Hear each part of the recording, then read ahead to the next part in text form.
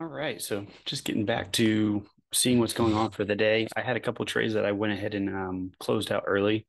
I've been putting everything in my little uh, Telegram channel, Telegram, whatever it is. Just keeping track of all the stuff that's been going on.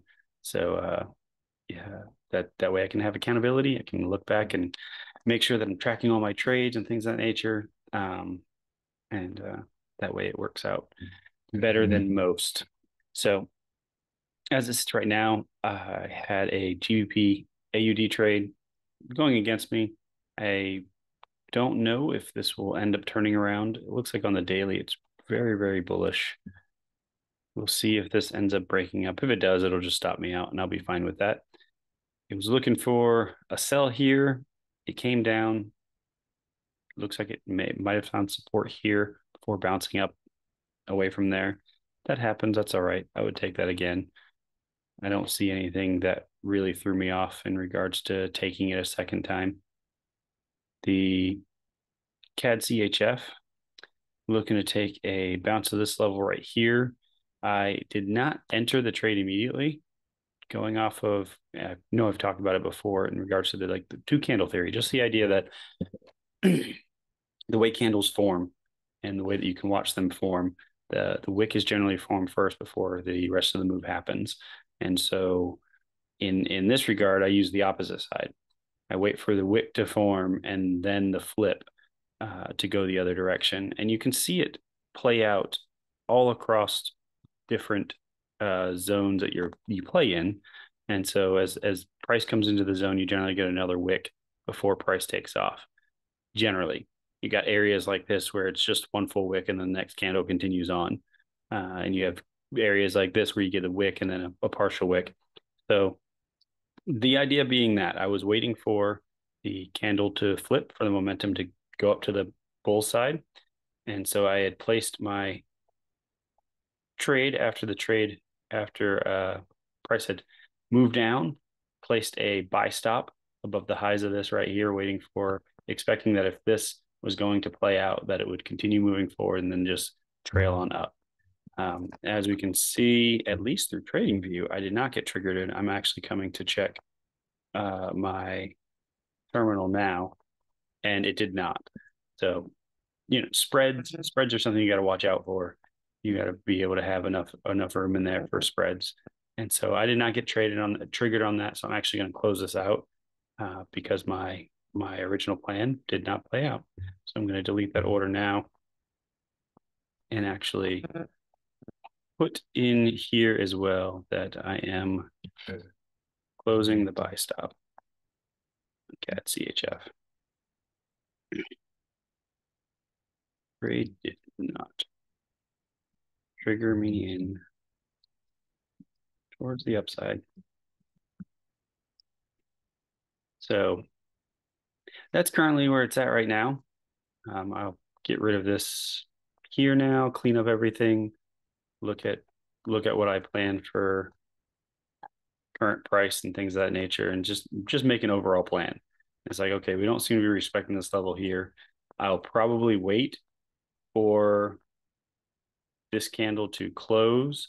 Will probably wait not only that, but for the next candle afterwards, because once this candle closes, it'll be 5 o'clock, and I don't want to mess with spreads. So I'm going to wait for the next candle after that, and then I'll come look at it. And who knows, maybe at that point in time, this candle may close bearish, but the next candle may close bullish with a nice wick rejection, in which case I can use the two candle theory on that. And get into a trade for that way. So that is that. I can move that from my watch list there. The GBP AUD is the only trade I'm currently in. See how that plays out. Keep everyone updated in the chat, in the trading channel. I had published this idea a little while ago, seeing how it would play out as far as a hedging maneuver. It did break down and would have been hedged if I actually got into it. Never did. I'm just currently watching it. The current plan is to wait for price to come down here, and then would be to manage this. I've slowly stepped away from the hedging concept just because of some of the ideas around the hedging in regards to as soon as if you use hedging just to lock in the loss and not actually mess with it at that point in time, then that's fine. But if you use it in the way that I've learned how to use it in regards to closing closing the sell when it comes down here, then taking an additional buy and hoping to get a break even trade somewhere in there. The problem that ends up coming with that is as soon as you close this trade and enter that buy, you've increased your risk by another unit of R, if this is even. So if this were to come down here and I close this trade and get into this trade, if for some reason price continued down, I would be at a loss of whatever this is, as well as whatever this was, and that price has moved down again. So instead of it having 1R, 2R, it's actually 1R, 2R, 3R of risk just by messing with this hedge in that manner. And so it came up through Nick. Nick brought it up in one of his Zoom calls, and so it was an interesting concept to realize. It's definitely been helpful in regards to the mentality of having a losing trade and not sweating it, letting the numbers play out. So I'll continue moving forward. Still currently, sitting up for the entire trading journal, up $300. So I'm still good on that. Currently, when I consolidated everything and brought everything to one account, that brought me to 2,000. That's after I pulled everything out and did some other stuff around. So I started with 2,000. Currently, I'm sitting at 2,000, but I have the $50 drawdown of the GBP AUD, and so there is that. Let it continue going though.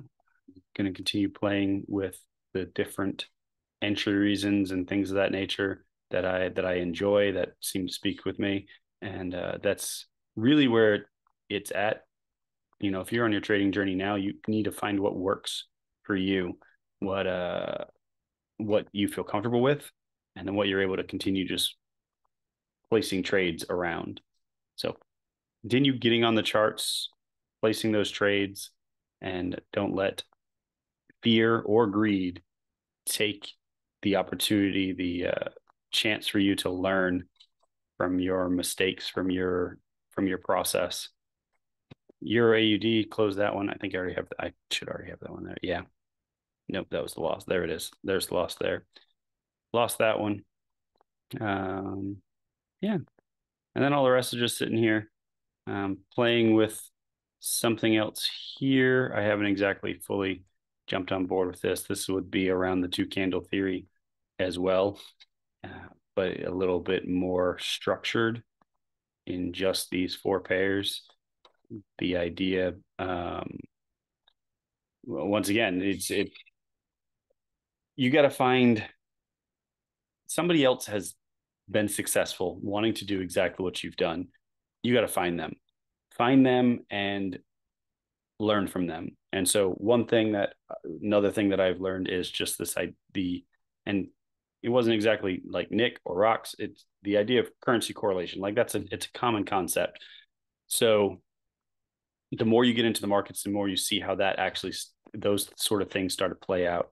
And so there was an NZD CHF, which I was looking at, and then an NZD, what was the other one? NZD USD. Both of these I had alerts for, NZD USD and NZD CHF. And I was looking at them both, and the alerts had gone off because both had hit this level here that I had drawn out. And looking at them, it's like, yeah, both of these are NZD pairs, and they're both somewhat setting up for a break and retest. If I take one, chances are the other one is going to set up as well. If I take them both and they both fail, then, if one fails, the other one's going to fail. And you can look at it right now. That zone that I had drawn for both of them would have broke through, and neither one would have worked out. And so I've already been too heavy into the NZD pairs. And so the idea of just splitting it out where you have the one major currency pairs for each one, and you don't have to worry about crossing over. And then you only have to deal with one. When one sets up, the chances are you'll be fine on the other one. So these are why these four are here. That way I can still play with the major pairs that are currently traded and go that route. And this will be around the two candle theory, just the idea of like the 4 hour closing bearish. The next candle will more than likely be bearish. Probably not after this push. It'll more than likely be bullish coming into this level and retesting. But things like you're not going to show me anything of importance. Nope. Nope, not at all. Okay. Well, just the idea, when you look at the candles, generally when you have a strong candle close, the next candle is the same color. Strong candle close, the next candle is the same color. Same color, same direction. Strong candles. And so that's the idea around that, is the two candle theory, and then going down to a lower time frame to see when the actual wick is formed so that you can actually take part in that trade. And so still going through that process. We'll see how it goes. Just wanted to keep everybody updated, see how everything was going on my end. Hopefully everything is going well with you guys, and you guys will be continuing on your journey and not having any problems. So be blessed. Talk to you guys another time.